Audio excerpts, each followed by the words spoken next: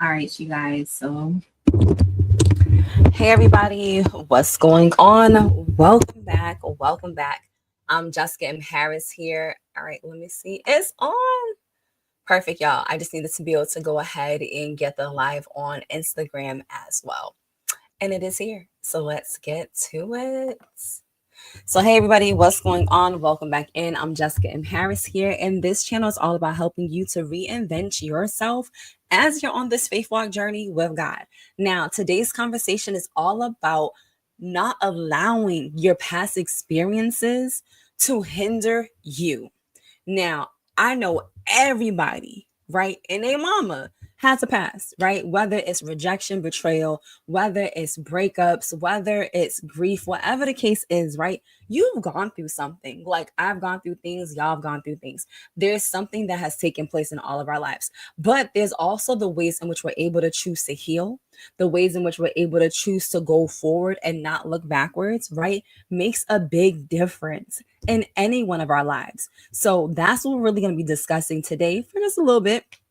Anyways, as we get into this conversation, I did not drop the link, but I will in a little bit. Is that we are also having our glow up experience that is kicking off for the month of November as well. And that is a 4-week transformational journey where you guys are able to come in into a group community. We're going to have weekly Zoom sessions. We're going to talk about setting boundaries, rebuilding your confidence, most of all, and then also just helping you to no longer dim your light so you can begin to amplify your voice in the process. So that is essentially just a little bit about our glow up experience. And I invite you guys to check out the link regarding that. I'll throw it in the comments so this way you guys can have access to it there. Otherwise, you can head over to the website, www.igniteyourglow.com. So let's get into this conversation, you guys, right? About what it looks like to let go of past experiences and things of that nature and why we should do that. Why do we need to let go? So let's back up for a little bit. Why, I guess the first question would be is how can it hinder us, right? And before we even really even get to the how can it hinder us, let's go back to the initial thought that I mentioned earlier. The experiences. What are they? And if you guys don't know, I am a big journaler for sure. So I love writing journal prompts. I love crafting out journals and things of the nature. So if you don't have a journal with you, I definitely would recommend that you go grab a journal, grab a pen, grab some paper, right? And then just begin to write down what are some of those experiences that you feel like have defined you. And they could be anything. And you don't have to, you can share them in the comments if you would like. If you want to keep them private to yourself, you're more than welcome to do so as well. But I do want to give you guys room to really begin to organize your thoughts regarding this particular subject and conversation, because it's something that I definitely have been going through over the last couple of years with God, especially in my prayer time, of just really beginning to identify different areas, especially as I mature, especially as seasons change, right? And where it is that I started versus where I'm at right now, and how those different experiences have evolved me in the process. So if you have a notebook, got a pen, go ahead and write down some of the experiences you may have experienced, right? What is it that you've gone through, whether it has been rejection, whether it's been hurt, it may be jealousy from others, maybe it's the way that other people talk about you, right?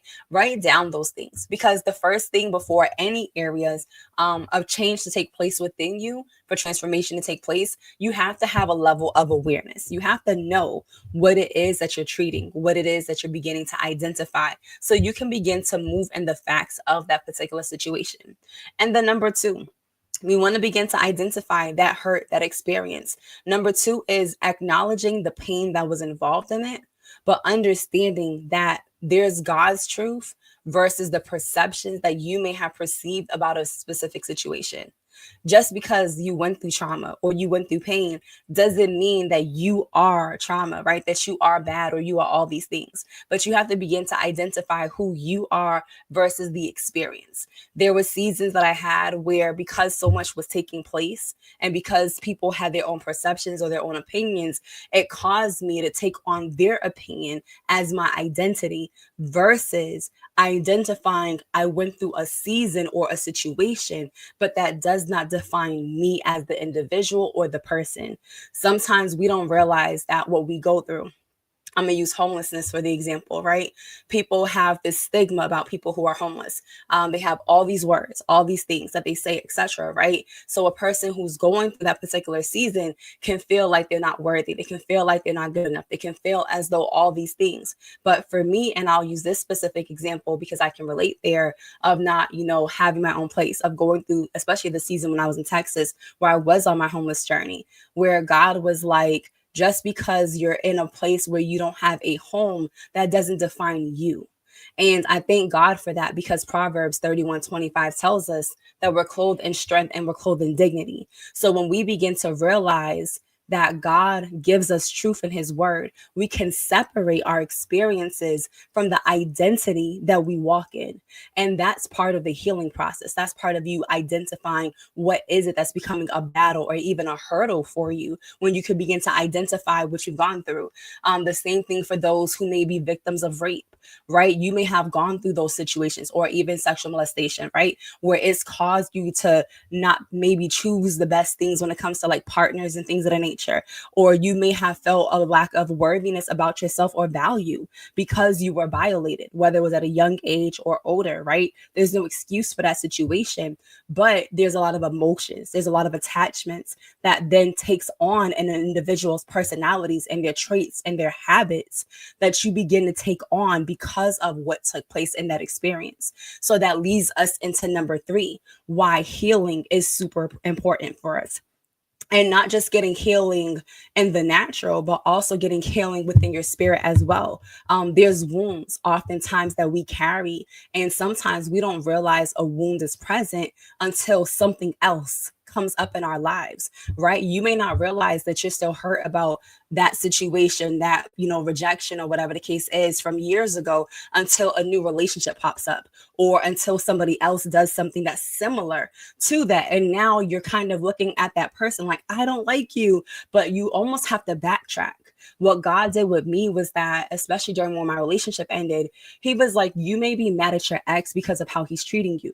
Right? This situation wasn't good, but what I need you to realize is that you're mad at him for what he did, but the anger, the hurt that's inside of you, all of that isn't really his fault.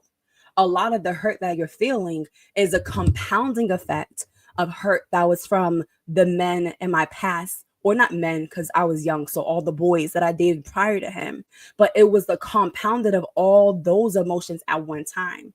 So sometimes we don't realize that there's hurt, there's wounds that have to essentially be uprooted, right? The bitterness and things of that nature, that have to come to the surface. And there's seasons for this. So I never tell anybody that all of this happens overnight, because for me, that's not how it worked. It doesn't mean that God can't do it, but I do believe that God gives us different seasons to learn different tools.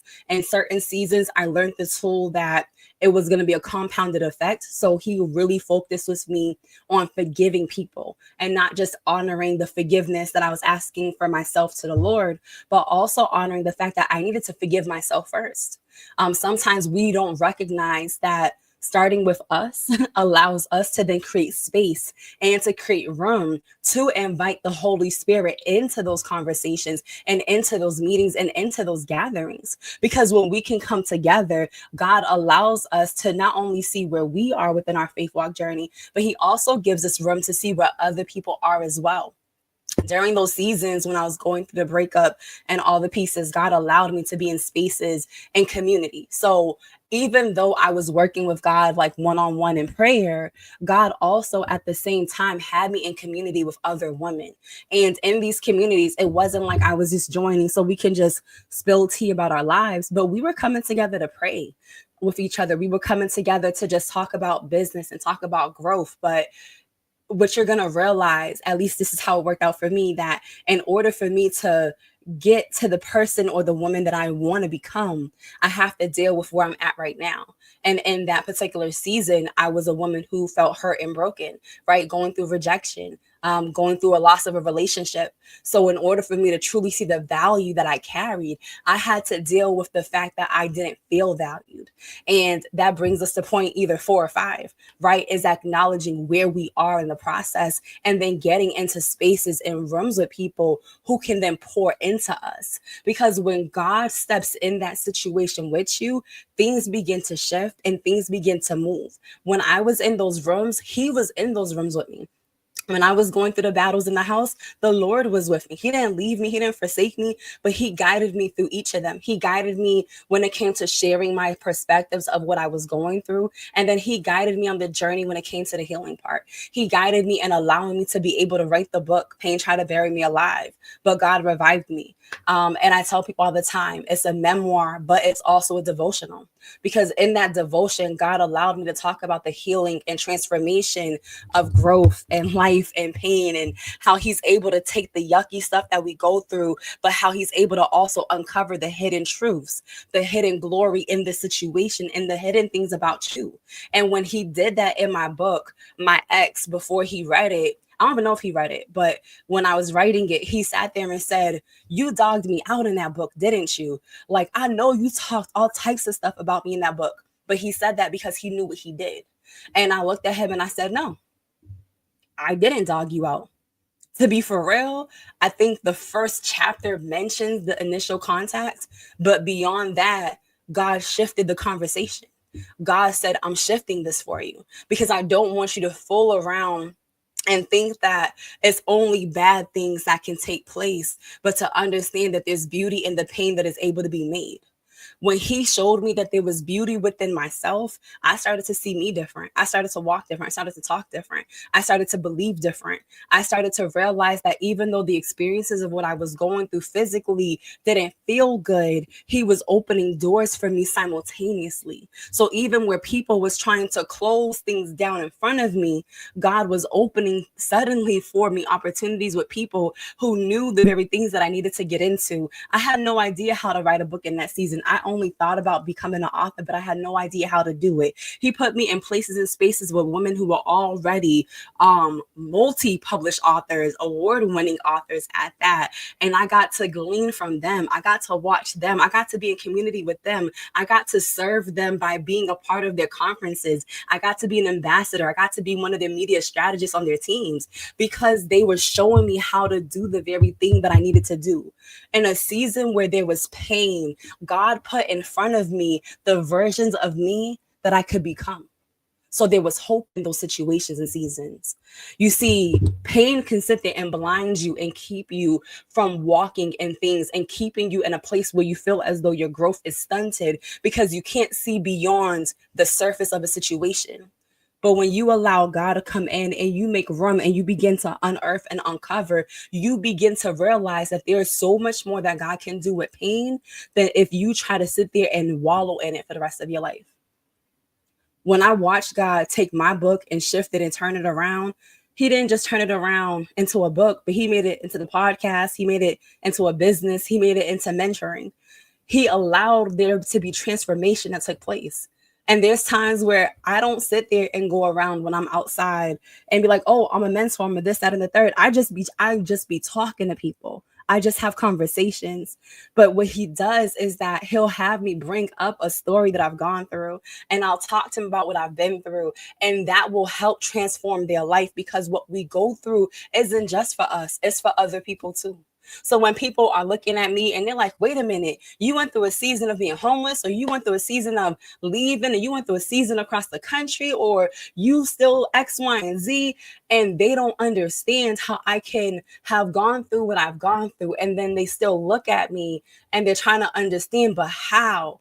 And I want you to understand that it's not me, it's literally the glory of God, because I can look at you today and be like, "Listen, I'm not going to judge you off your experiences because what you're at right, because of where you're at right now is simply an opportunity for you to begin to pivot. It's simply an opportunity for you to be able to get into community. It's simply an opportunity for you to be able to get around some people who need to fill up your tank. You may just be going off of your emotions right now in this season because you haven't been around the right people to pour into you and to fill up your cup. Sometimes we get so stressed out about life that we don't realize that the version of ourselves that we desire to be simply hasn't shown up because she doesn't have the person that she needs to actually show her or to tell her that, girl, what you're going through is just for a moment. That there's so much more that's about to happen for you, that if you can allow this moment to grow you, to nurture you, to mature you, you'll see that God can open a door from you for you, in the midst of it. That's what I had to learn.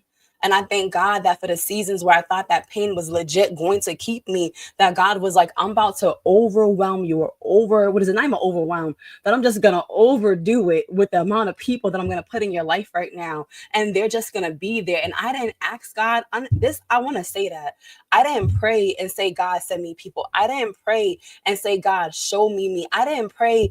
I didn't do none of that. And I'm sharing that part because I don't want you thinking that in that season that I was the person that was praying. I wasn't doing none of that. I was the person who literally God was just now opening my eyes to being like, okay, God, I think you want me to pray more. But at the same time, he was opening up everything that I need for me all at once. So when people say that God can do it suddenly for you, he can. Because in a season where people were trying to close doors for me, and I was looking like, God, how am I supposed to make it make sense? He was opening everything that I needed on the other side. And all I had to keep doing was relying on him, just relying on him. And I did. I let go. I learned to let go. I learned how to surrender. And it wasn't easy by a long shot, but I felt like the only way I could get through was if I chose to move with God.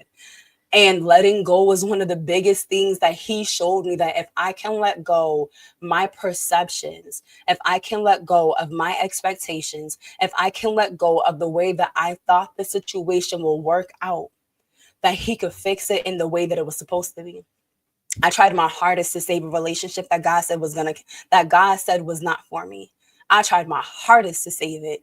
And he was like, no, if you would allow me to mold you, to make you new. I forget how the song is, but when they say to make me over again, I'm not gonna sing it because I ain't got that ain't my harmony for me to sing. But make me over again. He's like, if you will let me make you over again, I can give you everything that you need and so much more. And that's what he did. That season was open doors when I was going through the hardest battles of my life, but it was open doors around the way. Everything that I needed came to me. I left my job because he was like, leave your job in this season. And I'm like, 3 kids, God, my relationship ended. I'm still at my ex's house. What am I supposed to do? But God made a way. Can I tell y'all? Like, I didn't have to ask. I didn't have to beg nobody. I like literally the day that I said, God, I've been out of a job, I think for like a week, or no, for like a month at this time. Unemployment didn't hit just yet. And the reason why I was able, praise God, to get the unemployment is because my son had a medical situation at the same time. And my job did some, let's just put it, God made a way in the midst where I probably shouldn't have gotten unemployment in other people's eyes, but I did because of the situation that was taking place. There was grace that was there and a lot of pieces that God had to move around for me. And just to give you guys light into the understanding of that, I was working a full-time job. I would get there. I would have to leave my full-time job, go to my house, do occupational therapy, physical therapy, developmental specialists with my baby, and then leave to go back to my full-time job, and then go across town to pick up my other 2 kids, and then go back to my house. And I was doing that probably 3 to 5 times, probably like 3 days, give or take a week, of those activities, along with working 40 hours and then working an additional 20 to 30 hours of Uber and Lyft. So when I say that my life was hectic and God was pulling me out of a season of toiling so I can focus on him, he was pulling me out of a season of toiling. And I'm giving you guys that context because I know people be like, well, they don't want to work because they don't want to work. God was saving my life literally in more ways than one because he knew the battles that were up ahead. Anyways, I don't know. I hope, listen, I'm trying to like get the right words out because I know this conversation has different elements and pieces, but I just believe in faith that whoever needs to hear it will receive, that God can do it suddenly for them and that you don't have to toil for it. The same thing when it comes to healing. You don't have to toil for it. And I know sometimes there are seasons where we feel like the healing isn't coming fast enough. I have been there, literally. And what I will tell you is that the seasons where I felt like it wasn't happening the fastest, after God started to change my perspective and after God started to open up the doors for me, I started to realize that what I was going through wasn't just for me, but that God was going to use those experiences to help out other people to receive breakthrough. That He was going to use me to be able to be a voice for those who felt like they were voiceless. That's why I always say I'm amplifying voices. Why? Because people who come to me are the ones who feel like they can't speak up. It's always been like that from when I was a kid. People who felt like they can't speak up, they're like, Jess, can you go ahead and advocate on my behalf? It's always been that way. And I understand how hard it is to be in a season where you feel like your light is dimming because others are around you are constantly moving and you're constantly not seeing yourself move in the pace or the space that you desire to, but cannot tell you that as God heals you, you're going to begin to see how things are able to shift, that you're going to be able to see Him move in a way where things are just going to flow, that everything that you've been learning in that season of healing is going to cause forth an overflow of blessings to come upon you, because that's just how good of a God that we serve, that He will cause an overflow of blessings to pour over you. And one of the things He told me earlier this year was, don't look at blessings as the tangible things that we receive. Like, yes, we want stuff, God, we need stuff, but look at the concept that you're already blessed. There was a message I heard yesterday and a message I heard today, and I want to share it with you because I thought it was so powerful. Especially if you're a mother, you'll relate. Where the message I heard was like, a mother who's pregnant, especially for the first time, as soon as she finds out she's a mother, she doesn't, or that she's having a child, she doesn't wait until the baby comes to say, I'm a mother. She already starts acting like it, walking like, buying the stuff for the baby and all the pieces, because she understands that there's this access that is taking place within her and that is going to be available to her by having this child that now changes her title. When God says that you're blessed, when God says that you're a chosen one, when God says that you're a chosen vessel of His, when God says you're a daughter of the King, when God says that I've already said that you're healed, He's not saying that from a perspective of you that will come forth. He's saying that from the perspective that it's already done, and to walk it out, that is going to happen, that you're evolving into that version of yourselves. So just like the woman who has that baby and she doesn't wait to say that she's a mother, if God already called you blessed, if God already called you healed, walk in it. Own it. Allow that to be the forefront that you walk in. Because I had to let that conviction hit myself last night. Because I was like, oh yeah, because I remember when I was pregnant with my daughter, I was already telling people, oh, I'm a mom, I'm celebrating Mother's Day, etc., because the baby's in me, therefore it's already mine. I'm already a mother. So if God is saying you're already a daughter of the Most High God, if you're already this, that, and the third, walk in it. I know that being in a place where you're waiting for physical healing isn't always easy. I get it, more ways than you understand. But being able to walk it out and trusting in Him makes a difference. When it comes to receiving healing, if you're going through depression, if you're going through grief, if you're going through rejection, if you're going through betrayal, God, declaring His word, God, I thank you that you love me, that your love doesn't fail. God, I thank you that you're breaking that yoke of whatever it is that others have said about me. I thank you, God, that you're girding me in your truth, and begin to speak His truth over you. One of the powerful things that I had to hold on to was Hebrews 4:12, that tells us the word of God is strong and powerful, that it's mighty and powerful, that it breaks, that it, oh God, that is strong and powerful, and that I can cut through bone and marrow and soul and spirit, and that His word is a discerner of thoughts. When I started taking that at His word, it wasn't just the word anymore that I was saying. I was speaking truth to power. I was speaking truth to power. And that's what I want to encourage you today. Speak truth to power. If you're in a season where you're going through pain, you're going through heartaches, you're going through rejection, betrayal, you done had some things take place, you done have people come up against you and so much more, please know that God will vindicate you. Please know that God avenges. Please know that God is fighting every battle for you. Please know that when He tells you, be still and know that I am God, that He is telling you to be still because there is peace in His presence that He will bring you.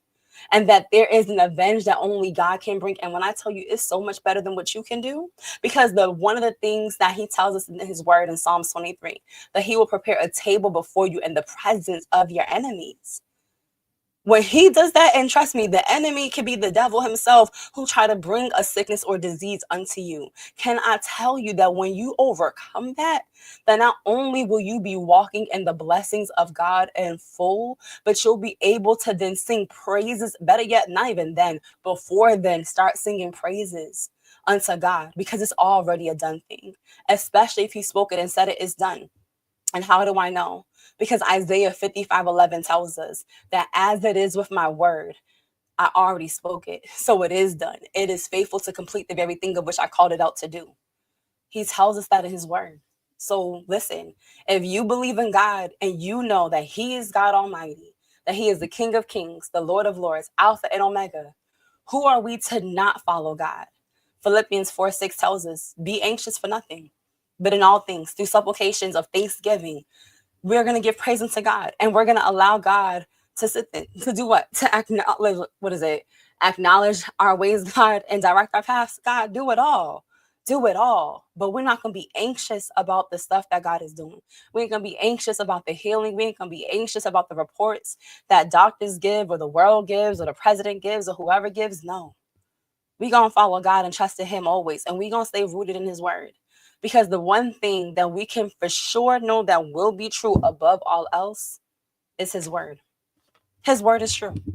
You can sit there and look at everything else in the world and get caught up and lost and be frustrated. But his word doesn't fail. His word stays true. His word will keep you still in the midst of a situation. His word will bring you peace when there is chaos that is happening, and you have to allow yourself to be girded up in his truth and in his word. Be girded up in his truth and his word. So that is today's conversation for the Reinvent Yourself series. If you're just tuning in, definitely go backwards. If you are catching this on YouTube, like, share, and subscribe. And we'll be back tomorrow, you guys, with another part of this conversation, because we're on this journey. We reinventing ourselves, and I'm here for it. Peace and blessings. Share this with a friend. I'm Jessica Kim Harris, and I'll catch you guys in the next one.